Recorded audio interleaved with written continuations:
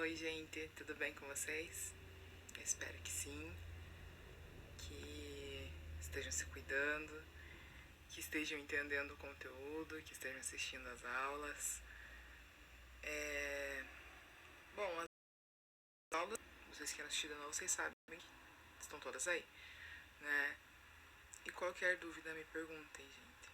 Tá? Não fiquem guardando dúvida pra vocês. Perguntem, perguntem, porque depois, assim, vocês vão entender alguma coisa mais pra frente e vira uma bola de neve, não é o que eu quero, nunca. Tá? Então, teve dúvida aí, já pergunta. Tá assistindo a aula.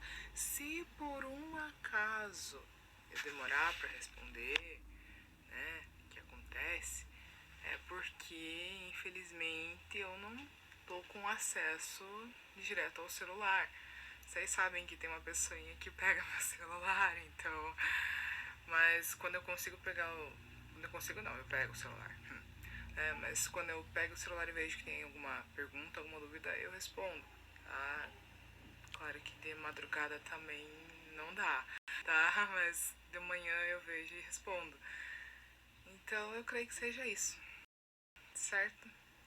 Gente, saudade de vocês, tá? Esses dias eu tava limpando a memória do celular e achei algumas fotos e... Gente, que saudade que eu fiquei de vocês. Saudade mesmo. Então se cuidem, tá? Que daí todo mundo se cuidando, a gente assim espera, né? A gente consegue se livrar logo disso aí tudo. E voltamos à nossa sala de aula. Boa aula, povo. Bons estudos. Deu dúvida, pergunta, tá? E não esqueçam de fazer as suas atividades na apostila. Ah, eu esqueci disso. Mas na aula eu dou mais uma reforçada. Beleza? Então, pessoal, hoje nós vamos trabalhar um pouquinho a resolução das atividades da apostila de vocês, certo? É bom que vocês me acompanhem junto com a apostila, tá? Detalhe, viu que tá errado? Arruma, tá? É bom arrumar, se precisar, certo? Então, gente, a apostila de vocês, volume 1, página 53, a parte de organize suas ideias. O que vai acontecer? Vocês têm ali 2 quadros, certo? Então, preencha os quadros a seguir com palavras-chave que associem as consequências com os fatores envolvidos. No primeiro quadro, eu tenho qualificação da mão de obra e mercado de trabalho. E no outro, remessas financeiras. Tá, aí vem a grande questão. Opa. Quais palavras eu posso colocar? Eu coloquei alguns exemplos, tá? Vamos ver se o celular ajuda. Ah, foi. Então, ali, na parte de qualificação de mão de obra e mercado de trabalho, nós temos a fuga de cérebros, né? Ameniza o envelhecimento populacional, xenofobia, racismo, preconceito e melhoria nos padrões de vida entre gerações. Depois, em remessas financeiras, eu citei alguns exemplos como fluxo de capital externo, países em desenvolvimento, famílias no país de origem, fonte de recursos. É claro que existem muitas outras, tá? Só que aí esse quadradinho aí fica pequeno, tá? Eu coloquei só alguns exemplos, beleza? Depois, com suas palavras, defina resumidamente as seguintes categorias de migrantes: refugiados, deslocados internos, requerentes de asilo e asilados políticos. Então, vocês teriam que conceituar com as suas palavras, tá? Vamos lá. Primeira, refugiados. Vou dar o zoom aqui, que daí fica melhor. Refugiados. Aqueles que fogem de seu país, geralmente em grupos, alegando temores fundados de perseguição por conta de crises humanitárias, violência, miséria, racismo, em seus locais de origem, para os quais não podem ou não querem retornar. Depois, tem que tirar o zoom para poder trocar. Deslocados internos. Vamos fazer o seguinte, eu vou colocar a resposta de todos. Depois eu só vou passando com vocês, tá? Deslocados internos são os que fogem pelas mesmas razões e condições que os refugiados, porém, eles permanecem em seus países, tá? Requerentes de asilo são os que fizeram, por intermédio da ONU, solicitação para receber status de refugiados e ainda estão aguardando a resposta. Asilados políticos solicitam asilo diretamente ao líder político máximo de outro país, alegando perseguição. Arrumando ali em geral por parte do seu governo. Ali em geral, tá, gente? Falha técnica. Depois, com suas palavras, explique as principais diferenças entre os fluxos de imigrantes haitianos e venezuelanos para o Brasil recentemente, no que diz respeito à rota utilizada e às razões da migração. Se for preciso, pesquise mais informações na internet. Então, aqui eu coloquei, né, que os haitianos, tendo percorrido distância muito maior e atravessado o Mar do Caribe, chegavam principalmente pelo Acre e rumavam para a região sul do país, onde se instalavam em grandes e médios centros urbanos. Então, nós encontramos haitianos ainda, né? Tanto aqui em Paranaguá quanto em Curitiba, nós encontramos. Tá? Já os venezuelanos, sendo nossos vizinhos ao norte, apenas atravessam a fronteira após percorrer parte do território de seu país e tendem a permanecer no estado de Roraima, em especial na capital Boa Vista, com esperanças de retornar em breve a seu país. Tá? Então, esses são alguns dos casos que eu citei. Deixa eu tirar o zoom para trocar de página. Aí. Página 54 da apostila de vocês. Exercício 3. Observe o mapa abaixo das principais atividades econômicas de Moçambique e compare os dados da cidade de Maputo com os das províncias. Então daí na A, vocês teriam que analisar que característica os dados demonstram sobre as atividades econômicas africanas. Resposta, tá ali. Os dados que o mapa expõe evidenciam a ampla predominância da agricultura como atividade econômica no país. Então, peraí, vocês teriam que fazer o quê? Analisar os dados. Analisar que características os dados demonstram sobre as atividades econômicas africanas. Então, a gente olha ali que a verde, essas bolinhas, são do setor agrário. Então, notem qual é a situação do setor agrário. Ele é totalmente desenvolvido. Depois, analise Analise o que o contraste com a cidade de Maputo indica sobre o processo de urbanização e sua relação com o acesso da população aos serviços do Estado. Então, vamos lá. 3b. O contraste com a cidade de Maputo indica um processo de urbanização desigual, concentrador de atividades econômicas mais modernas e dos serviços oferecidos pelo Estado à população do país. Além disso, revela o norte mais agrário em relação ao sul do país, onde fica a capital. Beleza, gente?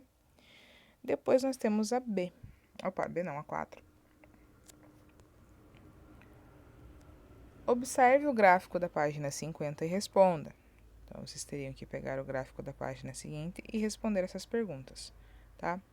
Entre o continente africano e as duas regiões do continente americano, que estão representadas, qual apresenta o maior saldo positivo em relação à quantidade de pessoas de outros continentes, ou regiões que entram e saem? Aqui Opa. Funcionou. América do Norte, exceto México, tá? Depois, entre o continente africano e as duas regiões do continente americano que estão representadas, qual apresenta o maior saldo negativo em relação à quantidade de pessoas de outros continentes ou regiões que entram e saem? Aqui, eita, a África. Beleza? Tranquilo também esse aqui. E a apostila volume 2 de vocês, né? Além dos rios citados, o Congo e o Amazonas, no texto acima, depois a gente lê, e as respectivas florestas que eles percorrem, de que outros domínios naturais da América e da África você se recorda? Deixa eu cuidar do meu tempo, é tempo tranquilo. Então, as densas selvas que perpassam vários países, entrecortadas por seus rios longos e caudalosos, como o Congo na África e o Amazonas na América do Sul, são cenários que simbolizam a natureza tropical predominante em boa parte da África e da América. Por outro lado, marcas humanas nessas paisagens também evidenciam a fragilidade desses ambientes diante de empreendimentos de infraestrutura e projetos respaldados pela necessidade do desenvolvimento econômico. Então, em resposta à pergunta 1, vocês poderiam citar algumas coisinhas. Eu coloquei tudo, é claro que ali era o que vocês recordam. Então, nós temos ali domínios montanhosos, Cordilheira dos Andes, montanhas rochosas, desertos e regiões semiáridas, deserto do Saara, deserto do Kalahari, deserto do Namíbia, deserto da Grande Bacia, deserto do Atacama, deserto da Patagônia, Caatinga, a faixa do Sahel, regiões de savanas como o Cerrado, outras florestas tropicais como as selvas da América Central e a floresta atlântica, matas subtropicais como a das araucárias, florestas boreais, tundra, regiões inundáveis como Everglades e o Pantanal, regiões vulcânicas como o Grande Vale da África Oriental, entre outros. Então eu coloquei aqui só alguns dos que vocês poderiam ter citado, pelo menos os mais famosos. E daí os demais ia ser com vocês, certo? A segunda pergunta: é possível conservar esses domínios e, ao mesmo tempo, garantir o desenvolvimento socioeconômico? Qual é a sua ideia a esse respeito? Tá, então, se é a sua ideia a esse respeito, ela é pessoal, certo? Mas eu coloquei ali uma orientação. Então, conceitos e estratégias como sustentabilidade, exploração racional dos recursos naturais, equilíbrio entre a exploração econômica e a preservação dos ambientes naturais, reservas extrativistas e criação de unidades de conservação, entre outros, certo? Então, essas são algumas das minhas opiniões. Vamos mudar. Livro de atividades, página 4. Não esquecendo que na página 4 eu tinha pedido apenas a atividade 1, mas eu corrigi quem fez a 2, certo? E tá lá. Leia o texto abaixo e, em seguida, responda a questão. A beleza fascinante dos geysers e as fontes termais no Parque Nacional de Yellowstone, no centro-norte dos Estados Unidos, existe por conta de um dinâmico e ativo conjunto de forças que se manifestam na subsuperfície, porém a dezenas de quilômetros de profundidade, entre as camadas da crosta e do manto. Como se denominam essas forças e como elas podem afetar a atual superfície do relevo? Então, são forças ou pressões tectônicas relacionadas aos movimentos do magma realizados no interior da Terra, ao longo do manto, e que podem romper a crosta, originando vulcões e fontes termais, como é o caso de Yellowstone, que também está situado sobre um supervulcão atualmente inativo. Tá? Depois nós temos em sequência a apostila, página 7. Que tá ali.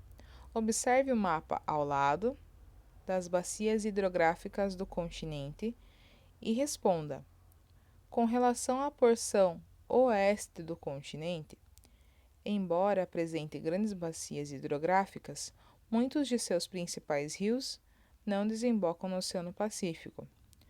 Como as imagens do relevo do continente na página 5 podem explicar essa situação? Tá, então, gente, tá lá, né?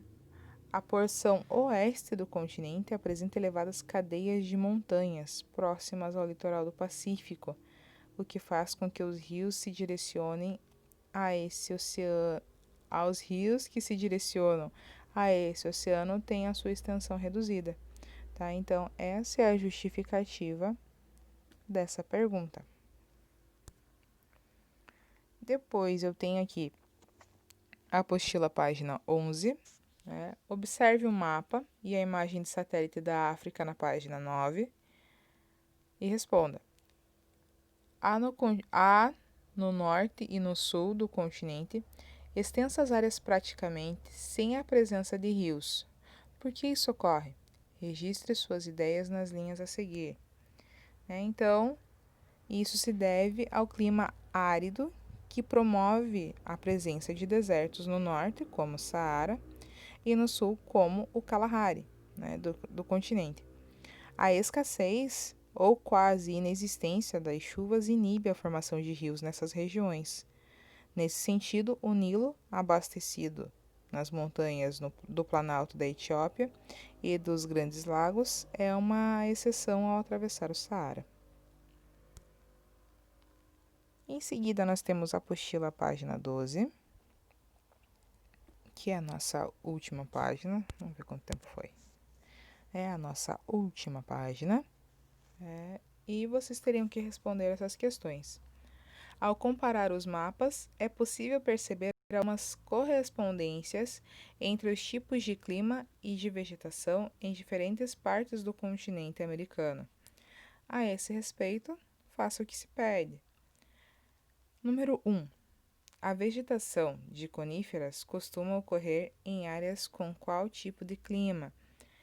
Então, daí vocês teriam que procurar e comparar. Então, nós sabemos que as coníferas...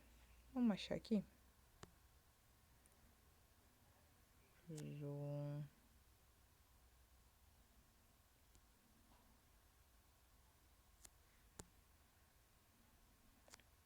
Que dele? Tundra. Achei. Que tá em marronzinho aqui. Então, a gente olha ali, marronzinho. Nós identificamos que ela pega ali a parte da região do Canadá. E nós olhamos aqui nesse outro mapa, que ele tá em roxo. E nós sabemos que é do que? De clima frio. Então, a resposta da primeira: clima frio. Certo? Segunda: qual tipo de clima e vegetação são predominantes na área mais central do Brasil? Então, eu tenho que procurar o clima e a vegetação na região mais central do Brasil. Vamos começar pelo clima. Então, olhando ali, nós vemos que o clima é aquele laranjadão, clima, certo? E a vegetação, a vegetação,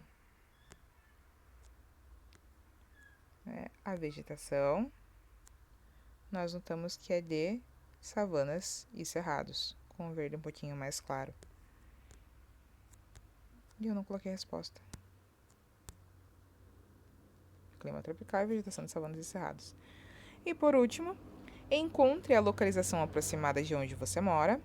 Em seguida, escreva o nome do município, a unidade de federação e o tipo de clima e vegetação que predominam em sua região.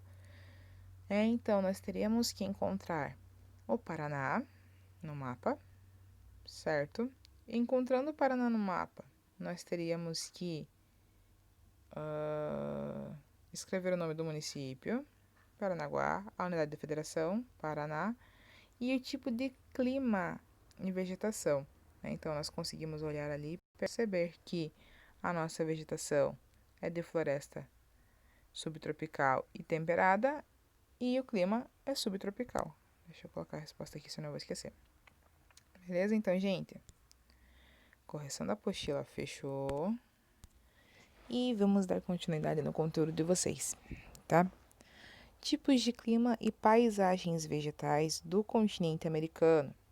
Então, na América, os fatores que exercem influência no clima interagem entre diferentes combinações, constituindo diferentes tipos climáticos que se espalham por todo o continente americano.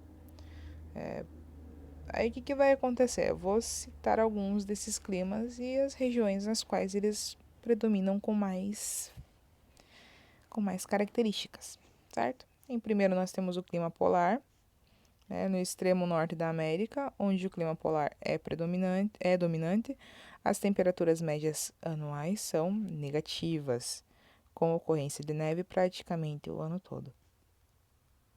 Que tristeza, né? Eu não sei, eu particularmente sou suspeita, porque eu gosto de frio. Então, por essa razão, o solo está sempre coberto de gelo e neve. Durante os meses do verão, o verão polar, desenvolve-se a tundra, que vocês lembram bem que a tundra é uma vegetação formada de musgos, e líquens.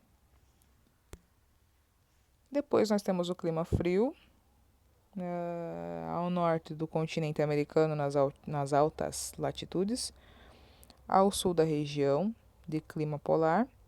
No Canadá, prevalece o clima frio.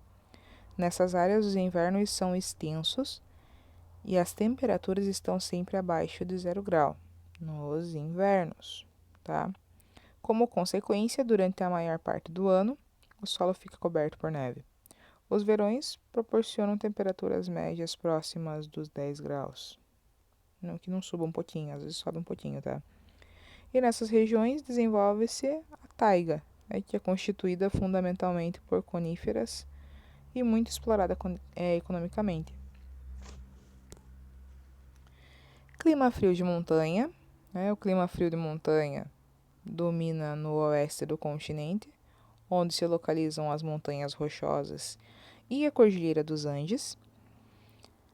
Nessas áreas, as temperaturas médias anuais variam entre 5 e 15 graus, e em regiões com essas temperaturas prevalece a vegetação de altitude, que apresenta características variáveis de acordo com a altitude do terreno, como vocês podem ver aí na imagem de vocês. Clima temperado. Áreas de clima temperado proporcionam estações do ano bem definidas, com verões quentes e invernos muito frios. Esse tipo de clima ocorre sobretudo na América do Norte, onde ocupa uma ampla área. Na América do Sul, manifesta-se apenas em pequenas áreas ao sul. Deixa eu ver se está andando. A vegetação predominante dessas áreas é a floresta temperada, com árvores de grande porte e folhagens densas que caem no inverno. Essa vegetação foi praticamente destruída e deu lugar principalmente a áreas destinadas à agricultura. Nas regiões de clima temperado também ocorrem as pradarias, constituídas basicamente por gramíneas e alguns arbustos. No Brasil, as pradarias são chamadas de campos e ocorrem especialmente no Rio Grande do Sul e na Argentina. Que mais? Os campos também são conhecidos como pampas. Tá? Clima subtropical. O clima subtropical ocorre em áreas de passagem entre as zonas temperadas, e as zonas tropicais. Os invernos são muito agradáveis e os verões são bem quentes. Apresentam temperatura média de 18 graus. As chuvas bem distribuídas durante o ano todo. Ocorre no sul do Brasil e no sudeste dos Estados Unidos. As regiões no Brasil onde esse tipo climático ocorre apresentam vegetação de mata de araucária ou matas dos pinhais. O clima tropical. Nas áreas onde o clima tropical predomina, a temperatura média anual comumente é superior a 20 graus, com ocorrência normalmente de chuvas concentradas no verão e invernos secos. Esse tipo de clima é influenciado pelas massas de ar úmido oriundas do oceano. A umidade permite o aumento das florestas tropicais, né, como no Brasil e em áreas da América Central. No interior da América do Sul, onde a umidade é menor, encontramos as savanas. É um tipo de vegetação que vem sendo destruída e suprimida pela agricultura comercial. Clima equatorial, né, o tipo climático equatorial, né, é típico de áreas próximas à linha do Equador, apresenta temperaturas elevadas e altos índices de chuvas bem distribuídas o ano todo. Nessas regiões predomina a floresta equatorial ou floresta amazônica, que diferencia-se pela diversidade de animais e vegetais. Clima semiárido, é o tipo climático semiárido, apresenta altas temperaturas elevadas, normalmente superior a 25 graus, com chuvas insuficientes e mal distribuídas. Na região nordeste do Brasil, o clima semiárido ele favoreceu o desenvolvimento da caatinga, que é um tipo de vegetação, né, de estepe que apresenta árvores de pequeno porte, com troncos retorcidos e espinhosos, e cactos que armazenam a água dentro do. Armazenam água no. Armazenam água no seu caule. Na América do Norte, há uma ampla área de clima semiárido, né, no centro-oeste dos Estados Unidos, e igualmente na porção centro-sul da América do Sul. Na Argentina, nós encontramos uma grande área desse tipo climático, com regiões recobertas por estepes. Depois nós temos o clima árido ou desértico. Esse tipo climático tem como principais características a escassez de chuvas, as temperaturas elevadas durante o dia e muito baixas à noite. Esse clima aparece em áreas dos Estados Unidos, México e Chile. Então, a vegetação dessas regiões ela é praticamente insignificante, para não usar outra palavra, eu acho que essa já acaba sendo a mais pesada, né? E às vezes constituída por plantas espinhosas e de raízes profundas, e outras vezes até é inexistente. Gente, o tempo voa. Bom, como nosso país de escolha de final de aula, eu escolhi a Líbia, né? Então, a Líbia é um país africano, localizado no norte do continente. O seu território limita-se ao norte, né, com o Mar Mediterrâneo e a Tunísia, ao oeste com a Argélia e ao sul com o Níger e o Chad, a leste com o Sudão e o Egito. Geograficamente, se encontra no hemisfério norte-oriental e possui uma população de aproximadamente 6 milhões e meio de habitantes, tá? Distribuídos em uma área muito extensa. Muito extensa entre aspas, né? Vamos lá, deixa eu achar a área certinha aqui, né? 1.759.540 quilômetros quadrados. É extensa. Cuja capital é a cidade de Trípoli. Então, Trípoli, capital da Líbia. Nas áreas próximas ao mar Mediterrâneo, o clima é mediterrâneo. Já no centro do país, o deserto do Saara produz outra característica climática, marcada pelo calor e pela escassez de água, uma vez que na Líbia não existe nenhum rio que corre o ano inteiro. Tá? Então, os rios lá são temporários. Além disso, há uma grande incidência de tempestades de areia. Né? O seu subsolo abriga riquezas minerais e as principais são as jazidas de petróleo, gás natural e gesso. A economia do país é dirigida pelos princípios socialistas, ou seja, uma economia planificada. A base econômica advém da extração e exportação do petróleo, sendo que esse produto ele é responsável por compor grande parte do PIB do país. Com um número de habitantes modesto, o país apresenta uma das melhores rendas per capita do continente africano. Entretanto, né, isso não reflete em qualidade de vida para toda a população, tendo em vista que as classes menos favorecidas são geralmente, né, elas geralmente não têm acesso aos alimentos, que é um fato proveniente das restrições nas importações. Então, gente, foi bem rapidinho. Eu falei para vocês que foi um breve histórico, né? Que mais? Se vocês me perguntarem, a língua oficial da Líbia é o árabe, tá? E a moeda é o dinar. Eu acredito que seja isso, não é uma coisa muito extensa. Então, pessoal, atividades de vocês. Livro de atividades, página 5, exercício número 3, tá? Algumas orientações. Do lado da atividade, coloquem a data de hoje, 17/6, certo? E realizem a atividade na apostila, tá? Ah, mas professora, por um certo acaso não cabe.